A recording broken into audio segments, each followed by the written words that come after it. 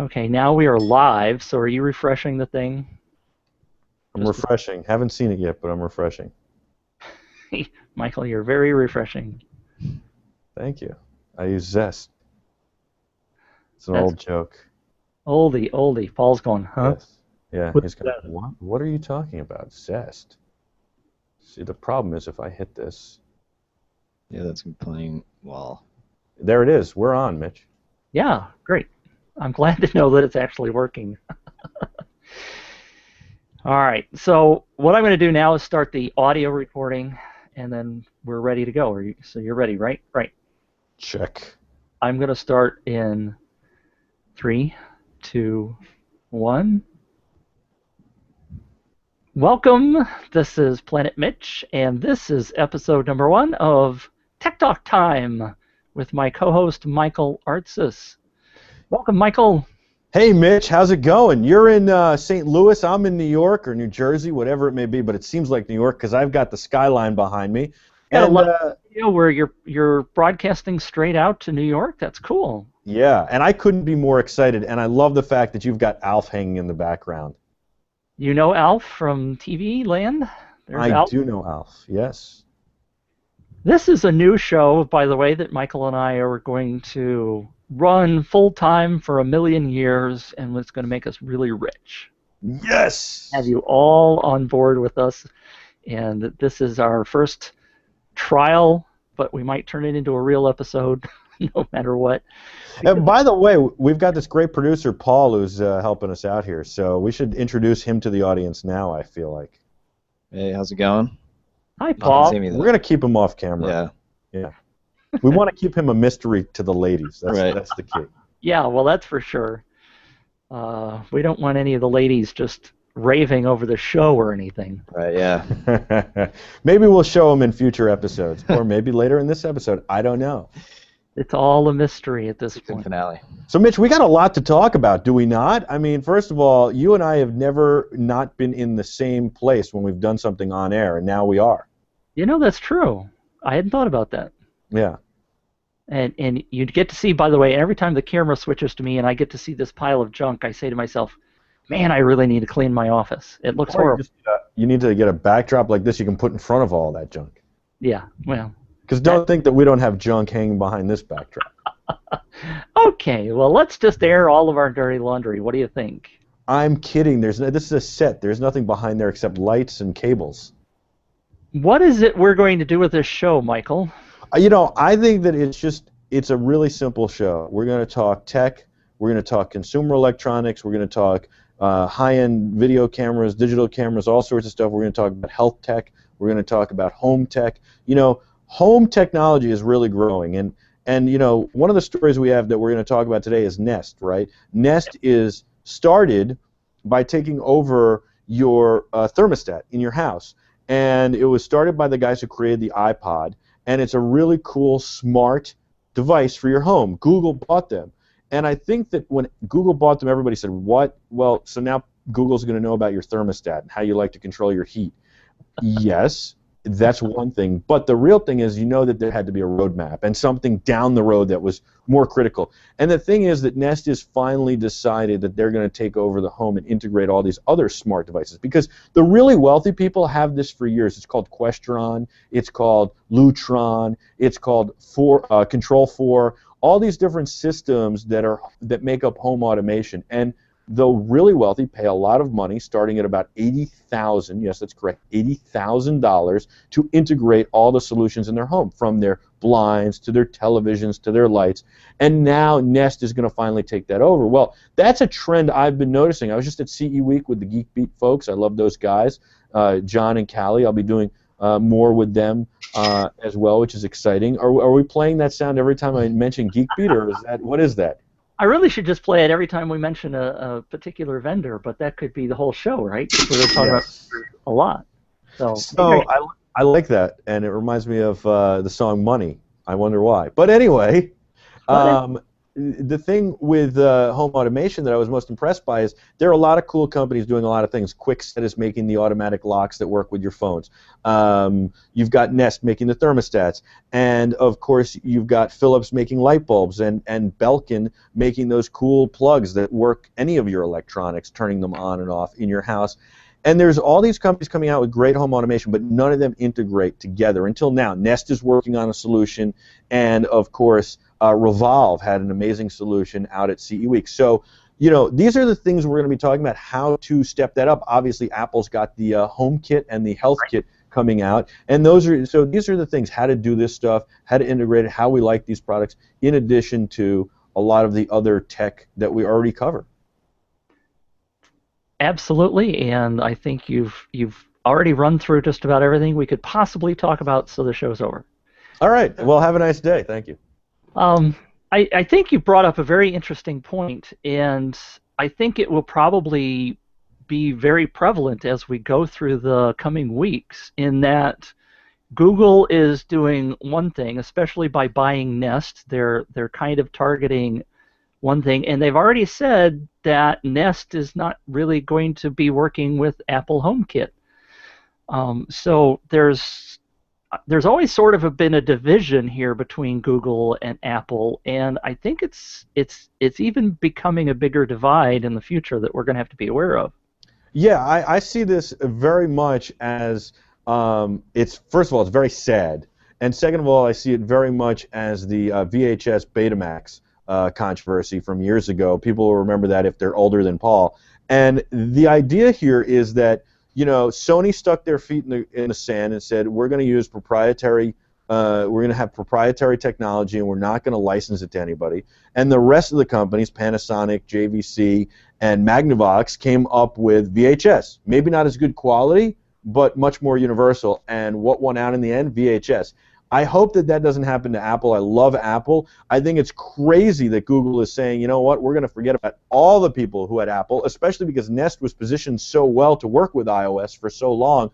But I think it's a way for Google to say, haha, we're not going to let you beat us, and dig their feet in the sand.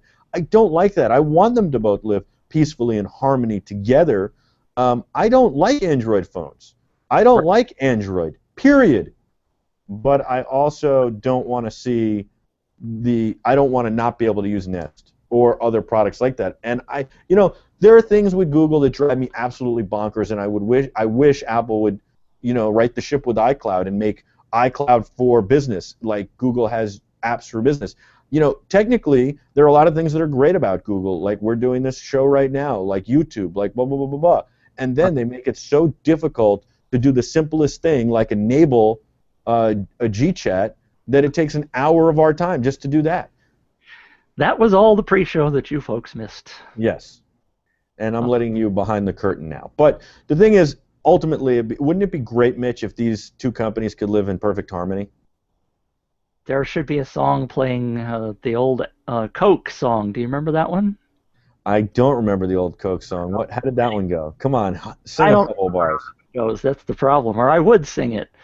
But we're diving right in, which is great. I would love for both companies to work together, and up until sort of now, you've been able to do, like, say you had an iPhone and then you decided you wanted to try out an Android device, and you could sort of swap stuff and could share your data back and forth.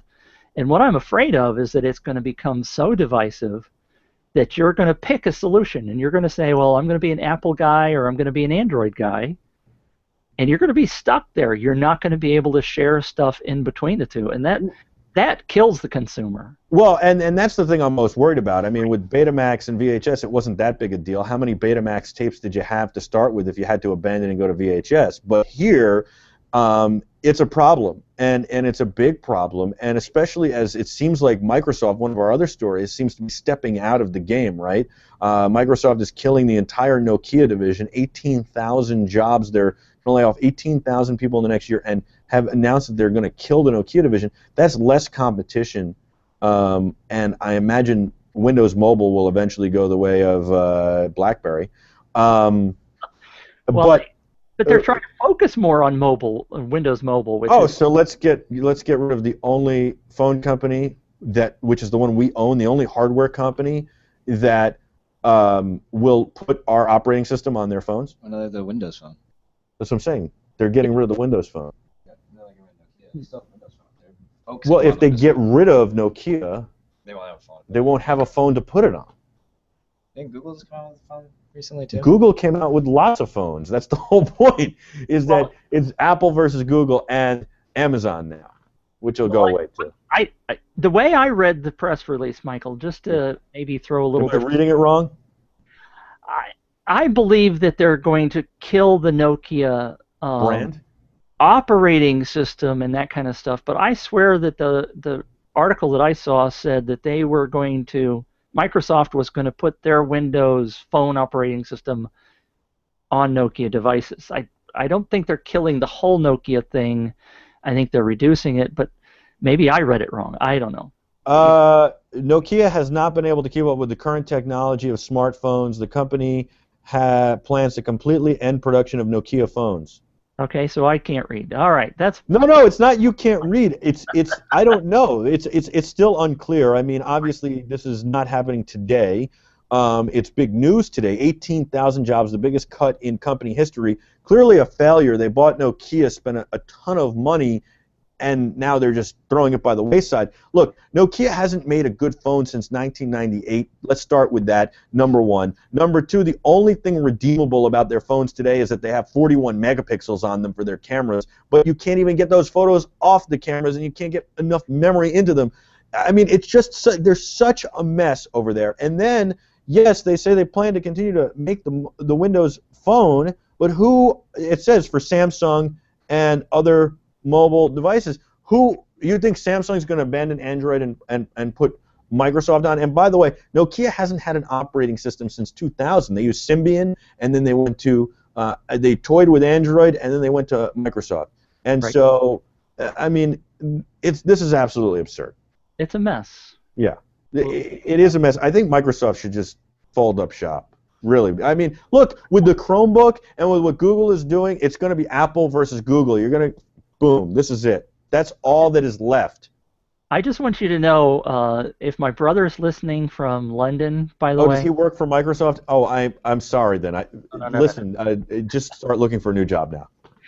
20 years ago, he told me to dump every bit of my money into Microsoft stock. And I said, no. I don't believe Microsoft is going to be around that long. I'm buying Apple stock. Well, clearly it did work out for somebody named Steve Ballmer, by the way, who, I mean, this is the most amazing thing. I know he's not still the CEO, but in the irony of all ironies, he overpaid for a basketball team by the tune of like $1.4 billion overpaid, and yet they're laying off 18,000 people. Exactly. Yeah, you know, hey, I know he's not the CEO anymore, but I mean, it's like the most ironic thing in the world. Being the victim of a layoff myself, it really, really pains me to see other people get laid off and the big money going to the executives. It's just spreading the gap. But that's a whole big conversation that has nothing to do with tech. It has to do with and maybe I shouldn't go down that rabbit hole because no. But the only thing that I have a problem with corporate America is there's so much fat and so much paper pushing. I feel like if there was much more productivity and if people did their jobs and there was more creativity, and this is a large part starts with the top. Everybody is scared to lose their job and take a chance.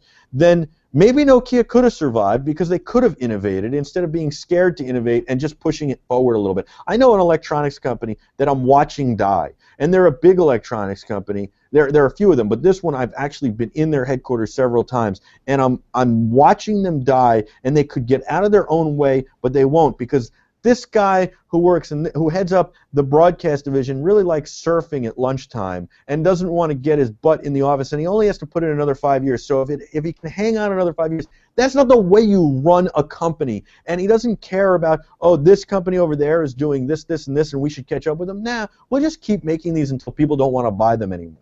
You know, it just To me, that drives me nuts, and that's the big corporate mentality. I just want to hang on. I just want to get my pension. I just want to get my health benefits.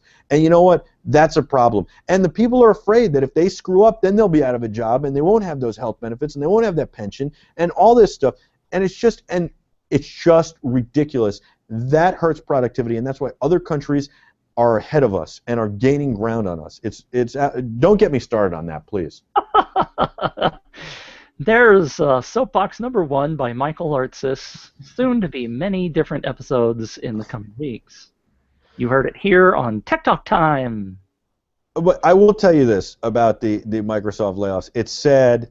I think that, it'd be nice to see them do something with that. I mean, they had so much potential. I wanted to buy a Nokia phone. I wanted to want it because of that camera. Doing so much with iFilmmaking and what you can do with the iPhone and even Androids, but they crippled it. They crippled it so much I couldn't even bring myself to buy and unlock one and throw my SIM card in it for a little while, or to even just use it for iFilmmaking.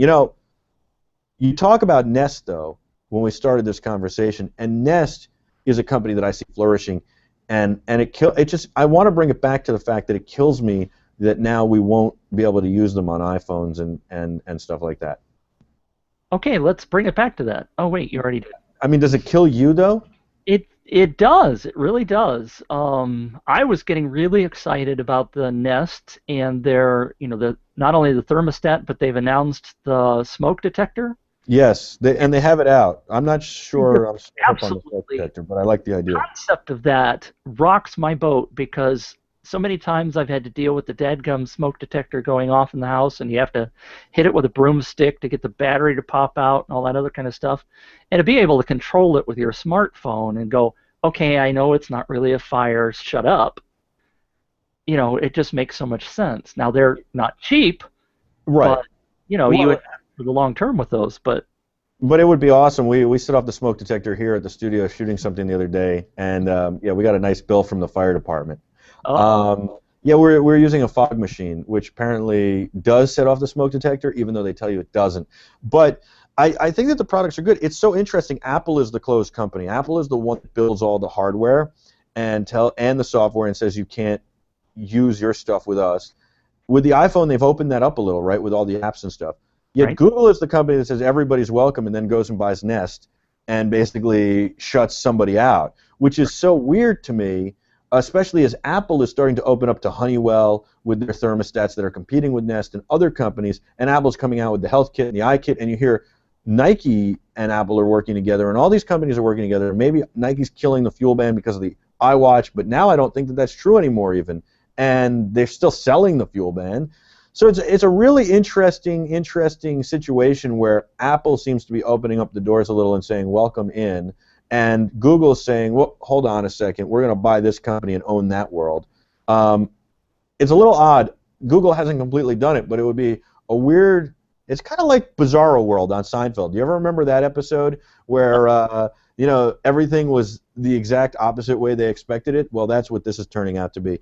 And speaking of the opposite way, Mitch, yes. We've got to talk about Tesla, which is one of my favorite car companies. I love their cars, and now they're building a car that's $35,000, opposite of what we'd expect because they have cars that are $70,000 and $150,000.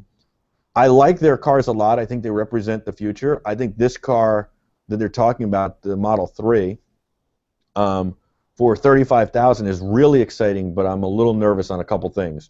One is the battery. They're saying only 200 miles on a charge. I think nobody gets excited about that.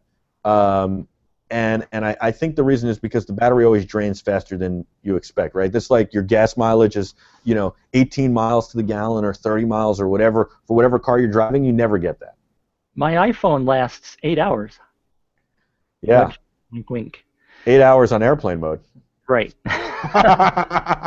Actually, 200 miles wouldn't be too bad for me, but I only get out of the house once a week and drive the car. So. Are you a hermit?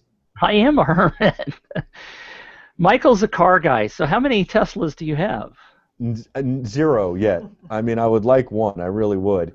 I love the Model S. I've driven that. I've driven the Roadster. Very impressed by them. But again, I want that range. I don't need the range to drive, 1,000 miles. I'd like the range to be able to drive 300, which I think is reasonable, and really drive 300. And I'm a car guy, so I want to give it some gas and have the pedal to the floor a little, although you can speed less and less. Let me ask you, though, if realistically, do you usually drive 200 miles in a day? Don't you charge it every night anyway? I mean, I agree with that, but here's the thing. I'd like to be able to drive to, like, Philadelphia and back on a charge. And I probably could, but what if I had to go around Philadelphia and do things? So, I don't know the exact mileage to Philadelphia. I think it's like, maybe it's just under 100 miles, about 90 miles. Well, see, so what you do, Michael, is you buy 2 Teslas. You buy the 3 to drive around town, and you buy the more expensive one for your long day trips. But here's the hidden fee: is to charge the thing, you have to spend about $5,000 on the charging station to put in your home to charge it rapidly, and then you have to have an electrician come in. And what about people who live in buildings? I mean, there are a lot of issues with it. I love it though. I'm really excited for it. I think we need to get that battery technology better. 200 miles just isn't enough for me. 300 is the sweet spot. I want to be able to drive to DC on a charge. Get a new battery for the Model S. That's 400 miles. 400 would be beautiful. Beautiful. I love that. But they're going to make that battery like $35,000, Paul. Yeah. Right? Expensive. Yeah, see, he's like, right, yeah. I mean, come on. That's a Rolex. Yeah, I'd rather have a Rolex than a battery. No, I'm just kidding. I wish I could afford a $35,000 Rolex or a $35,000 battery for my Tesla. I would love to do that. I think Tesla should sponsor us. There you go. Come on. You got the thing. There we go. And if Tesla sponsors us, I'm happy to drive the car every day. I'm happy to show people it's realistic. I think it'd be great to drive around New York City because I use so much gas sitting in traffic. 2 Teslas. 2. We need 2. Yeah, one for you and one for me. You Paul, take the 200-mile one, and I'll take the 400-mile one, and I'll give Paul a ride. I'll go pick Paul up. We'll carpool. All right. Does that make sense, Works. Paul? Mitch, are you excited about the new Up bracelet or the new features for the Up bracelet from Jawbone? It's not a new Up. They have a new Up out for a while. I am dying. I'm dying to buy one of these things, and I almost bought a Fuel Band this week. And I just couldn't do it because it's each one of them is missing features, I think, but Up got a little bit better. I'm so thrilled that you brought this up, Michael, because I just bought the Flex from Fitbit. But the Force is really the one I want.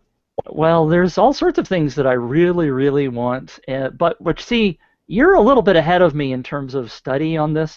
Yeah. I'm just brand new getting into the health bit because I watched some of those videos that you and I did from Cine Gear, and I when I was standing sideways.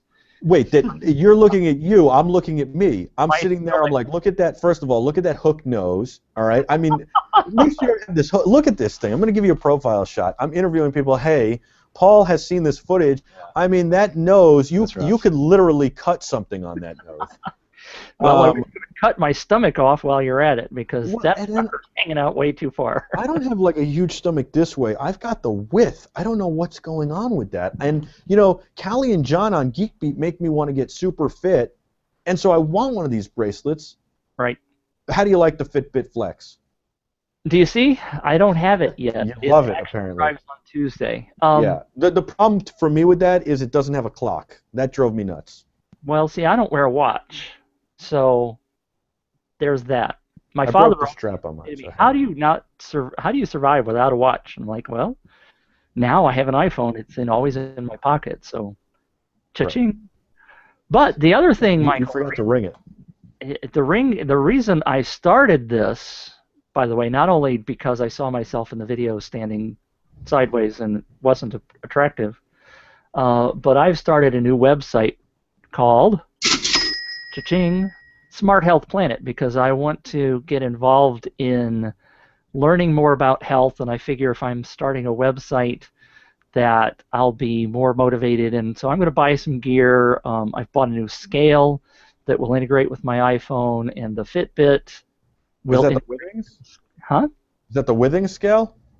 No, actually... is it the Fitbit one? I wasn't really planning to get into all this today, but...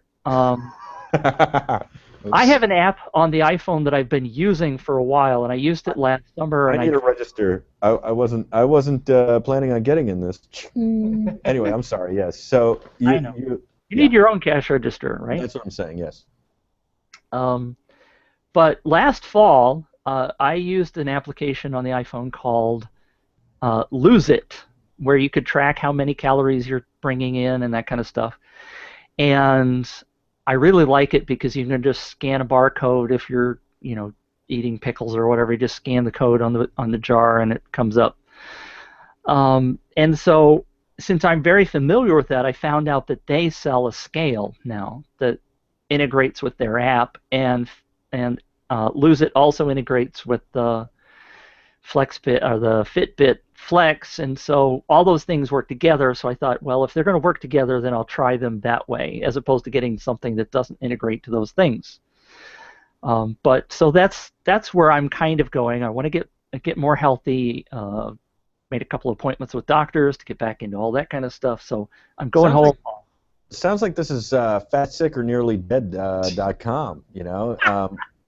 I love what you're doing now. I do. I love it, and I want to do it too. Now you're totally motivating me. That's it. I'm getting something like this week for sure. It's either going to be a Fitbit, which I returned because it didn't have a clock on it, or the Nike Fuel Band, which I like because it has a clock on it, or the Up bracelet, or the iWatch. But I feel like I'm at the point where I don't want to wait for the iWatch anymore, so I'm going to get something, and then it's just supplementary until I get the iWatch. It's just exactly my thinking as well. But the Jawbone is cool. You'd like this for the weight loss stuff because now you can track your calories and your diet and do all this stuff. And I don't know. I mean, to me, it's like I got to enter what I ate from Subway or Quiznos or the pizza. It's, I don't know. It's... Yeah, keep hitting that. But I like the way the Jawbone looks. I don't know. I'm not that impressed by the Jawbone, though. And you know what? I stopped using my Jawbone headset because nobody could hear me on it, and then I bought another one and another one. And you know what? After like 6 months it stopped working. I don't think I could do the Up. I think I got to do the Nike or the Fitbit. And now I use this. I don't know. Would somebody make a good headset? I use this Bose one. It's the best one I've had. And I bet that sets you back a pretty penny, though, right? You know what, though? I use it all the time. Like, I can't, yeah, it did. 140. No, but you know what? I get good deals. It didn't set me back that much. Not much more than the Jawbone. Another famous quote from my father that always rings through my head, and I don't mean a cash register, but it probably does. But he always used to say, son, you get what you pay for. And that's the truth. This is 149. The thing that kept me away from buying it for so long was that it's delicate. It seems delicate, and it's either left ear or right ear, and I really like using it in my left ear, but I wanted the ability to switch between. And then I just said, screw it, I'm a left ear guy. So I did it, and I like it, and I got it at Adorama. So ring that register. There you go. They took good care of me, and it's been worth it. But I still would like. It's the only other thing is it's only got a 4-hour battery of talk time, which is really a 3-hour battery of talk time. And as you know, Mitch, I talk a lot, so I either need 2 of them to switch between, or they need to make a better battery in that. And that's what I liked about the Jawbone and the other devices. I have a Playtronics one, Plantronics, whatever. That thing lasts forever, but nobody can hear me. What am I supposed to do? So, Mitch, I wanted to talk about the C100 and C300 with the autofocus, the DAF. Paul and I have been doing a tech review for Adorama on it, specifically on the DAF. I got to tell you something. First of all, Time out. Yeah. For those who don't know, what does DAF stand for? Dual autofocus. Thank you. All right. Now I'm impressed with the dual autofocus on the 70D. Yeah, me too. There are 2 things I don't like about the C line, and I'll tell you to start the bat. Number 1, I don't like MXF files or XMF or whatever they're called. I think that they're really bad compression. I think that they kill your colors and don't allow you to fix them later at all, which I don't believe in anyway, but if you have to, you're screwed.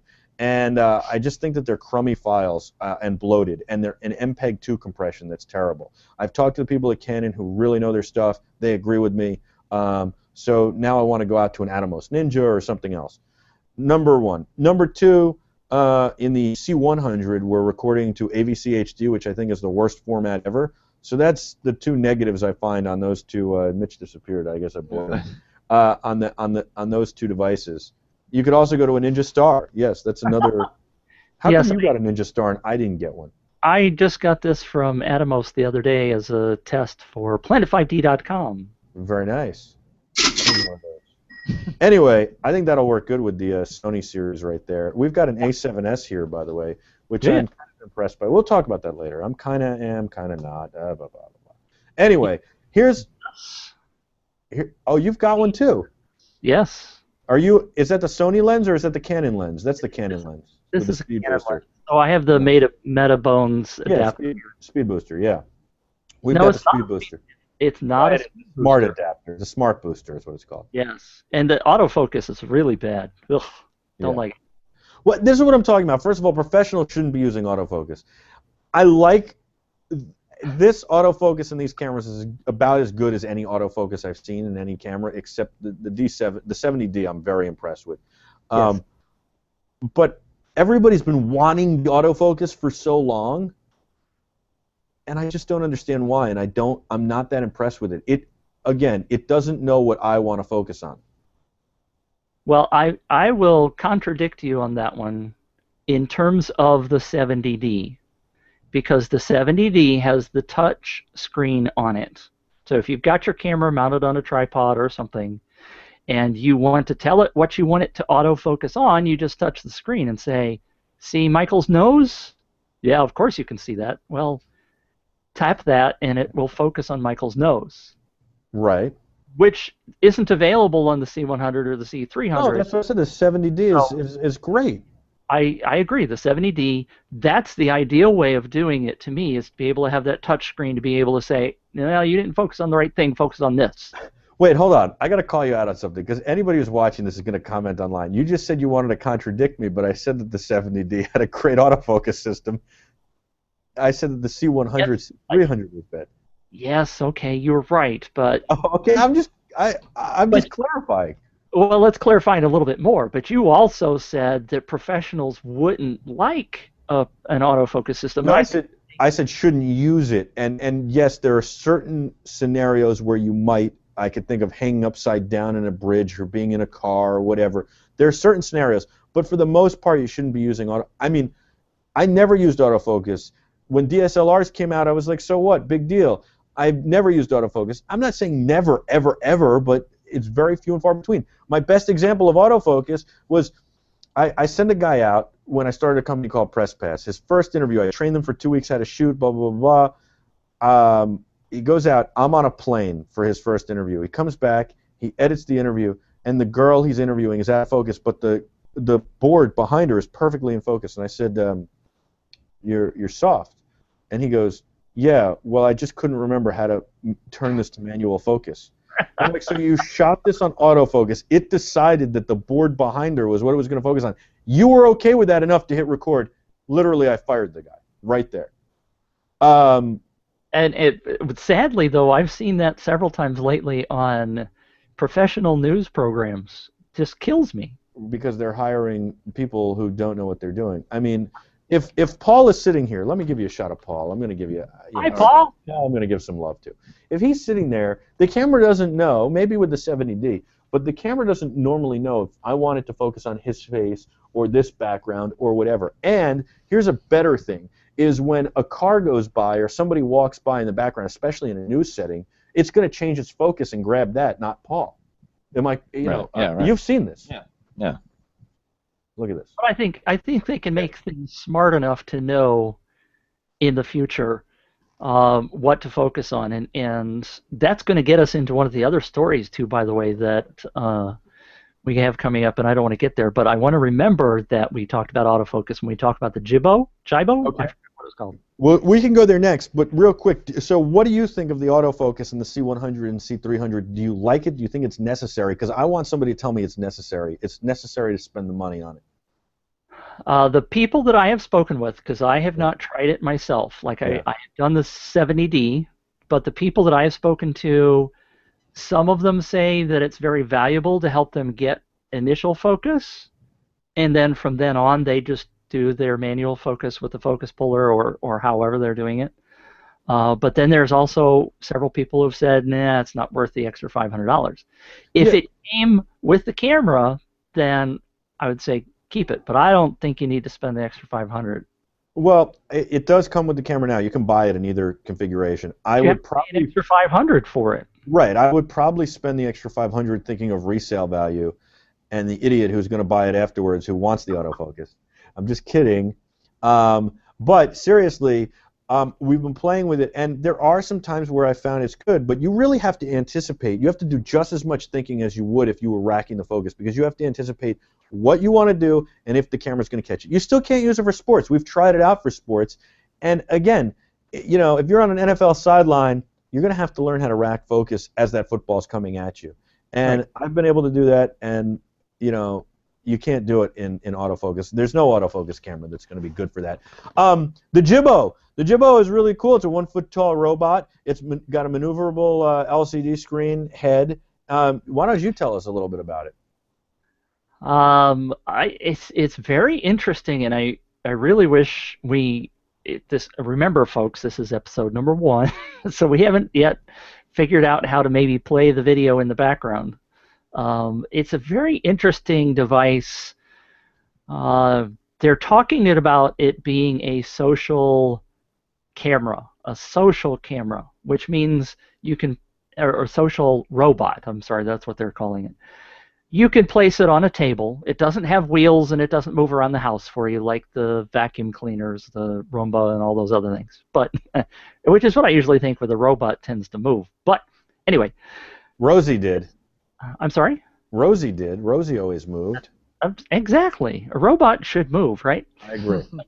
This does move. It rotates in 360 degrees and can go up and down. So it's sort of like a little ball that has a camera in it, or 2 cameras. I think I saw 2 cameras, and a screen that you can watch. But so in the video, they're showing a family doing their birthday party, and they say, Jibbo, take a picture. And so it does the face detection and takes a picture of everybody that's in there. I wasn't as excited, I think, as you are. Well, I just think it's got so many applications. Like, I mean, there's always a problem finding somebody to take a picture. You could literally, I kind of feel like this is getting us to Truman, the movie, Truman Show, or whatever it was. I forget the name. Right. That's right. And I really like that idea. And I just think it's cool. I don't know. I don't know what about it I think is cool. I just think it's cool. I think anything, I get very unimpressed with those cameras you can wear and, a lot of other cameras. But to me, this thing seems super cool. It's currently up on Kickstarter. I'm sorry to interrupt you, Michael. Yeah. It's up on Kickstarter, and it is at 400%, so it's been funded. I'm sorry. It's on Indiegogo. At 400%. At 400%. So obviously a lot of people are with me and think it's super cool. What I think the mistake, if you ask me, the mistake. Yeah, is that it's not on wheels. And no, that's not it. Well, it doesn't know where the bathroom is. That's an old joke between Michael and I. All right, so the young lady that have nice bathrooms, by the way. You can have your own stall. And a shower. There's a shower, so you can clean up afterwards. Oh, let's not go there. The CEO that was talking about it in the video says that they want programmers to add functionality to it. And the implication to me, and I didn't find anything that says, well, we're running this on iOS, for example, or Android. It sounded to me like they're going to have this proprietary system that somebody's got to now write software for. Well, but that's what everybody's doing now. That's what Pebble did, and it failed. I mean, like Pebble, I bought the Pebble and it had no apps. Right. And maybe now it'll have apps, a year later. But I already returned my Pebble. So they need to realize that there are 2 giants in the industry, and that's Android and iOS. And if you're not going that route, then you're screwed. Yeah, if you're gonna do what they're trying to do, then you need to develop a bunch of stuff first so people have stuff, and then say, okay. But it's got to be a success first. Look, developers aren't developing just for fun. All the people who are developing for iOS and Android are doing it to make money. And right on cue. And the thing is that if you don't give them a way to make money, that's why Windows is failing mobile, because there's not enough apps. It's a crazy circle, right? There's not enough apps, so nobody buys apps, so nobody buys the phone or the devices. Then the app developers don't want to make apps for it because nobody's going to buy them. For instance, Filmic Pro is one of the greatest apps on iOS. It's to shoot video and video for on your iPad or iPhone, and it sells like crazy. They've had 1 million downloads. They did a Kickstarter for a Windows version, $1,000 worth. They were looking for 100,000. They got $1,000 worth. They did one for Android. They did one for Android and did far better, but they still didn't reach their goal. But at least they did far better. Yeah. But I think that people aren't at the point where they're making videos as much on Androids because the technology isn't there for the cameras as much. Although it'd be an easier platform to make stuff on in general because you can have the SD cards in and out. If I can editorialize, get on my little soapbox for a minute. Yes, sir, please. Soapbox number 1. I have a website that gets a lot of viewers called planetfid.com. It says so right there in my label, right down there in the lower thirds. Oh, is that your site? I love that site. Oh, thank you. I do love that site, by the way, Mitch. This is an unbiased plug. I am telling you, this is a great website. If you want to know about DSLRs, you've got to be reading planet5d.com virtually every day. You'll get every piece of information you could ever want and more. There's stuff that Mitch will aggregate, and there's a lot of great original content that is there. And honestly, you get a great, honest, unbiased opinion from Mitch and the team about gear. And that's what you want when you're going to buy gear. And you'll learn how to do things as well. I just wish that Mitch would stop with the pop-up ads that come at the beginning now that say, if you'd like this book on how to shoot DSLRs, just offer me the book somewhere on the site. Don't give me a pop-up. But really, it's a great site, and I highly encourage you to go check it out every single day. I haven't taught you the little trick yet, huh, Michael? There's a trick where you can kill the pop-up and not have to subscribe for a whole year. I love it. You're going to have to teach me that trick. Well, it's very simple. So there's the 5th bullet in the list is clickable. Click that link and then close the box, and it'll go away for a year. Excellent. I love it. Yeah. My soapbox had to do with the argument that Android and iOS are about even in terms of sales and traffic. I'm constantly hearing people say, well, Android is selling more devices than Apple, which I think is numerically true. But do you know what? On my experience, my website, which is full of creative people, I have about 25% of my traffic is mobile, and of that 25%, 95% is iOS. I knew you were going to say that. And about 5% is Android. People are just not using Android devices to surf my site, and if that's true worldwide, if I'm just an indicator. No, it is, and this is what Tim Cook has said, that almost all the traffic comes from iOS devices. I've seen it with my stuff. You've seen it with your stuff. And here's a better example. I was talking to a woman yesterday who was looking to buy an unlocked Android, and I said, well, what do you want? What phone do you want? And she said, oh, I just need it to make calls. And I'm like, well, why are you buying an Android? Why don't you just buy a flip phone? You know, people don't inherently like the Android experience and don't want to surf the web on it. I don't. Look, I relate it to this. I used to have a PC years ago, right? A lot of PCs. Yep. And I would get on and you'd be like, oh, what error message am I going to get? It'd be this miserable experience. Then I got an Apple, and I was like, I would describe the difference as, it would be this. I'd boot up the PC, and I'd be like, I'd boot up the Apple, I'd be like, hi. That's the difference. I boot up my iPhone or my iPad, and I'm like, whoa, hey, what's up? And I take an Android, and I'm like, that's it. That's the difference. I have my first Android device, actually. I bought. Is that a Kindle Fire? Kindle HD Fire? Yes, it is. And I bought it because I want to know more about Android, because I've never actually had an Android device. I think you bought the wrong one to know more about Android, because they locked that down pretty well with their Amazon, the way they do it. Well, that was lesson number one. You know, I know for a fact that there are like 10,000 versions of Android. That's the other thing that kills me. It's such a fragmented community, and oh my God, and the apps and everything. Like, I try to download an app to make a movie work, and it's like, sorry, I have the latest Samsung Galaxy Tab, blah blah blah blah blah, with the latest Android operating system, and I can't get this stupid thing to work.